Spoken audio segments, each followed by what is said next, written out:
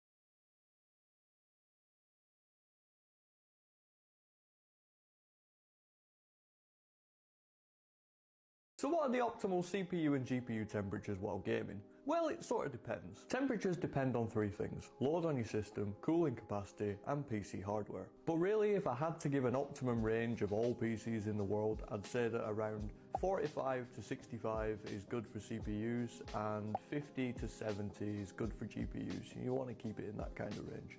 So what are the optimal CPU? Directly connects to like the freaking microcode of the CPU. E-cores start and stop, right? So CPU 1 through 9 technically is P-core or E-core. Actually, I'm gonna leave it at remove all limits because we temperature stress testing in Cinnamon. You will not be able to install XTU because of the fact that you're basically being blocked. And this has to do with like the old Spectre and Meltdown and all that sort of stuff. Anyway, moving on. All right, so the Intel Extreme Tuning Utility, or the XTU, is a pretty simple GUI or graphics user interface based software or application that allows you to tell your CPU what to do. Now, one of the things that I love about XTU is the fact that it has a built-in failure detectability. So it knows if something you did caused the OS to crash or the CPU to crash, and what'll happen is it won't reapply those settings on a restart. If you apply something wrong in the BIOS, most BIOS have a failsafe where it will detect that it has a failed boot multiple times. Pretty healthy overclock without having to have the negative drawback of temperatures going along with it. I'm going to leave my XMP enabled because I want my RAM speed.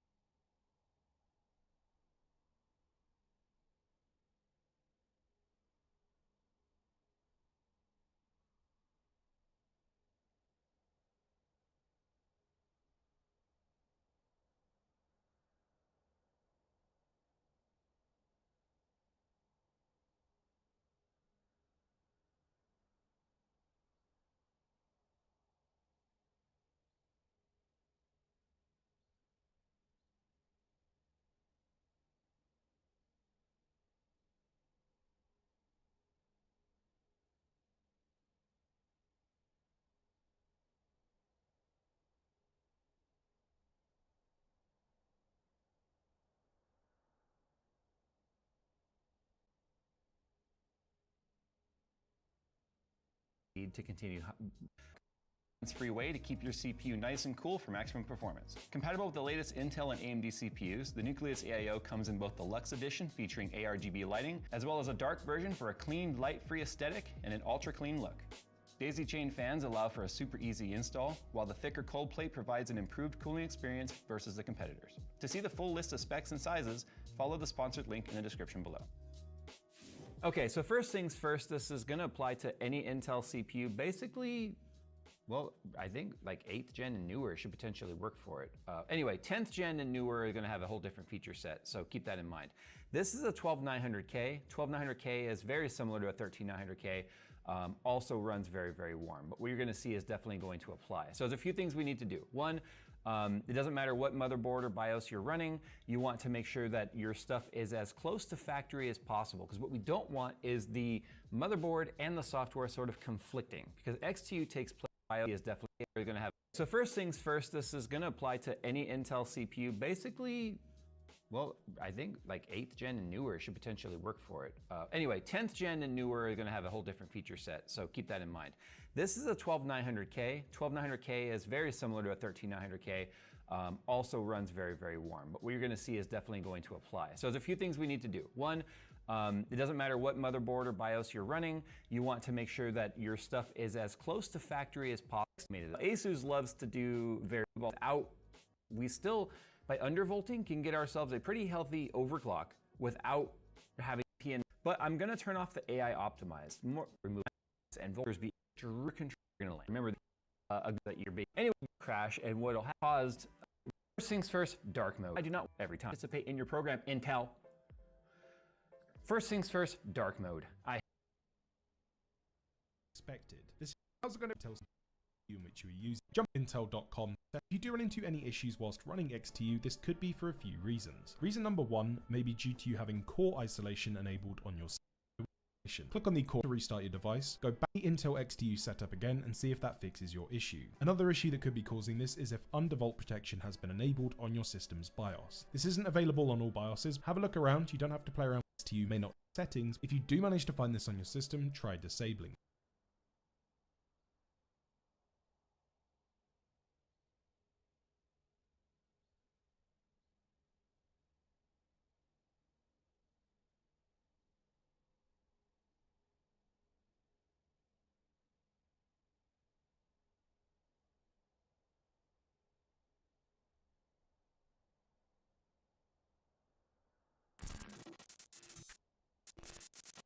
Is enabled. By default, view configuration, and that's it. This workaround should work for all. Other reasons Intel XTU may not install to your PC may be due to you running this on an unsupported platform. Now your CPU might still be supported by Intel XTU and there is a workaround to get an older version or a current CPU might still be installed to your PC may be due to you running this on an unsupported platform. Now your CPU might still be supported by Intel XTU and there is a workaround to get an older version or a current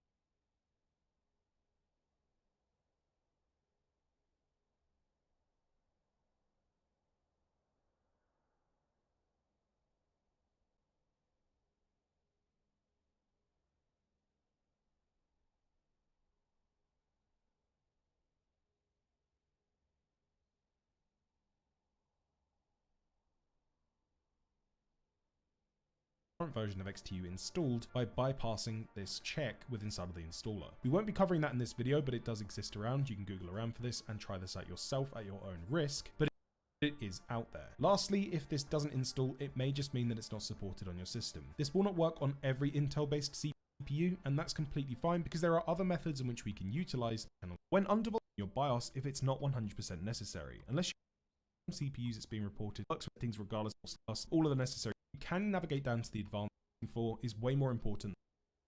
because there are other methods in which we can utilize to limit the power of processors in other ways on practically all CPUs, and there will be a guide coming to the channel soon, so make sure that you are subscribed for that if you do happen to be on a system where this isn't supported. When undervolting Intel CPUs, especially more modern Intel CPUs, I would recommend avoiding updating your BIOS if it's not 100% necessary, unless you're waiting for any BIOS fix version, or I'll be covering that in this out there. Lastly, if this doesn't install, it may just mean that it's not supported on your system. This will not work on every Intel based CPU, and that's completely fine because there are other methods in which we can utilize to limit the power of processors in other ways on practically all CPUs, and there will be a guide coming to the channel soon, so make sure that you are subscribed for that if you do happen to be on a system where this isn't supported. When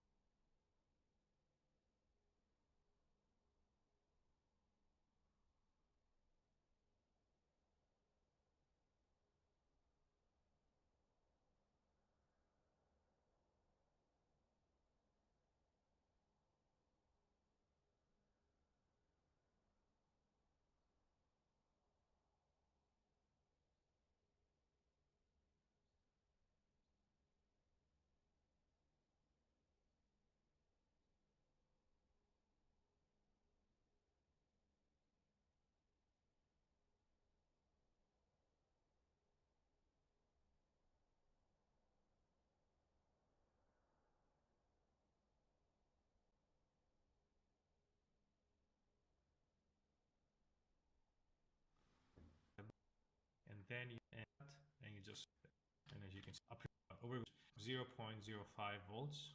That's pretty stable for my CPU, but you need to experiment with that. Maybe it will not take as much undervolting, or maybe it will even accept more. So once all of this is done, you just need to press F10, and well, these were already my settings anyway, but you need to press F10 to save the configuration and exit. And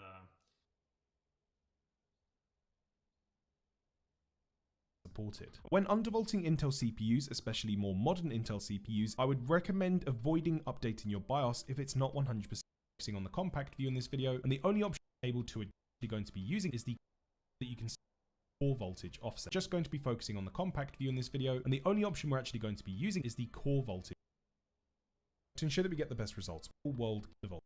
Most of them 0.19 volts, the high test duration, and power on 2 or out because we've dropped the voltage too much, and that's to be expected. The system will then reboot. If you are given any messages from the BIOS, just select load optimize defaults. The system will reboot back into Windows as normal. If you're having difficulty utilizing Intel XTU to achieve your undervolt, or you would like to just skip out using the software altogether and just use the BIOS to do this, simply boot into your motherboard's BIOS by restarting, see if they're, depending on the make and and look for the options, and they should be named very similarly. You may need to go into CPU settings or CPU voltage submenus to find the settings known as CPU voltage, just to set the options back to what they were, so you don't have to worry about adjusting any other BIOS settings or resetting your port. F offset mode to voltage.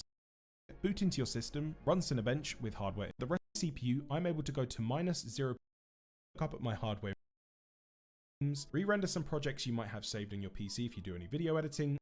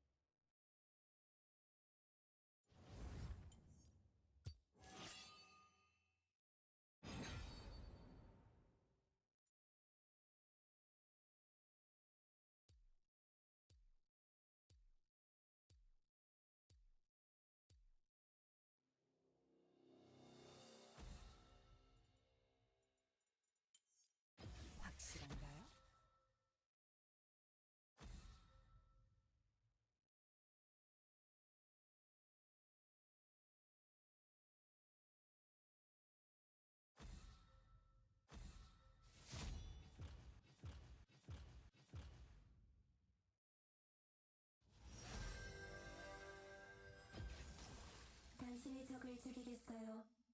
재미있겠네요.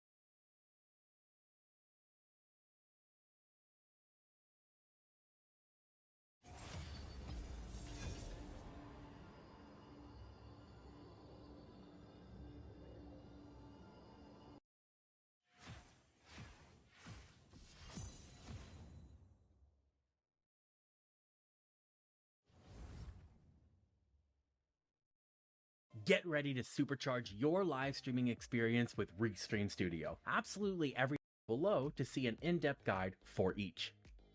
Finally, you have your studio settings. This section gives you the ability to control your video input, video resolution, along with your audio input and output. 제가 화가 났네요.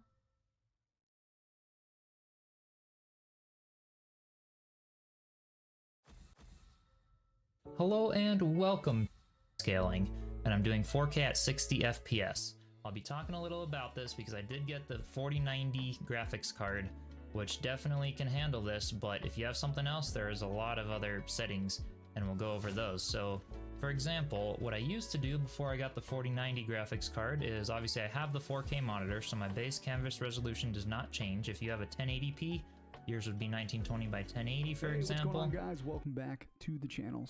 1080p.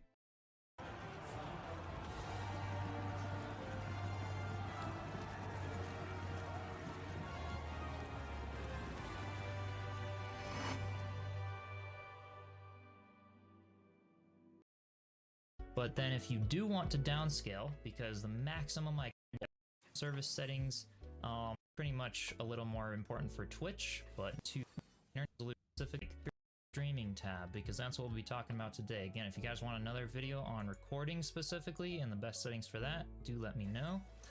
But starting off with the first streaming settings tab here, I have the streaming encoder, or the audio encoder, sorry, as the FFmpeg AAC, which is what I use. It's pretty much default for everything, I think, now.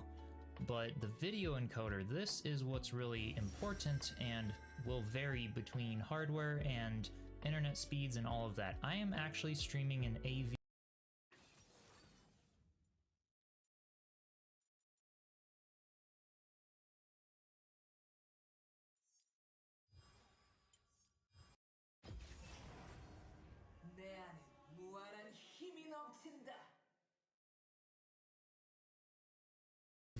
encoding, which is the new, very newly accepted format to stream in. There are a ton of benefits to streaming in AV1.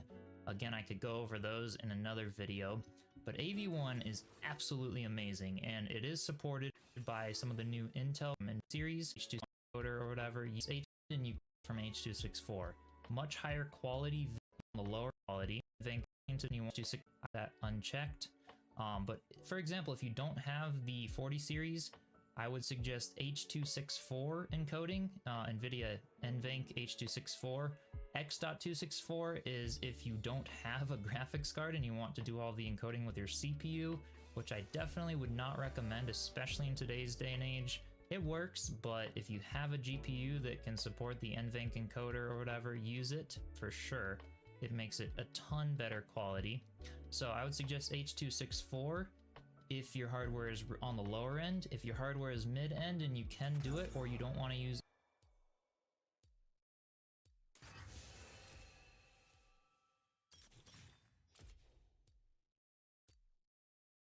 AV1, H.265 is a step up from H.264 need bitrate, which is what I would highly recommend for all of you.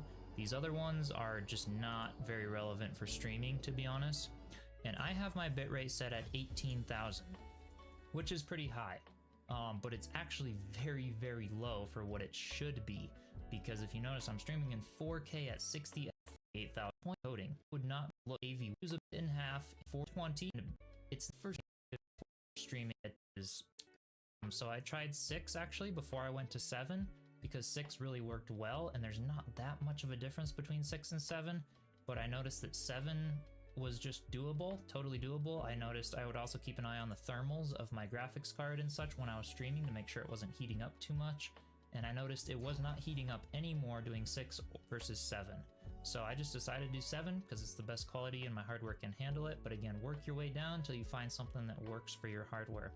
Tuning quality, I just have high quality.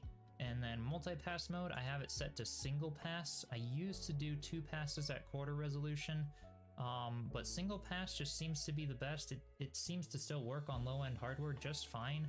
Profile set to main. Look ahead, I have unchecked. I used to check that actually, because all it does, it's like this AI that does exactly what it says, looks ahead a few frames and kind of tries to predict what the next frame is going to be, which kind of could create a benefit, but if your hardware can handle it without it, it adds a bunch of like lag and unnecessary computing power that I find does not actually enhance the image at all. However, I do have the psycho-visual tuning, that big old tongue twister thing, checked. GPU is 0 and max B frames is set to 2. Now going to the audio tab here, I have the sample rate at 48,000 kilohertz. This is important. You said a few more doing 6, or again, work your way down until you find something that works for your hardware. Tuning quality, I just have high quality, and then multipass mode, I have it set to single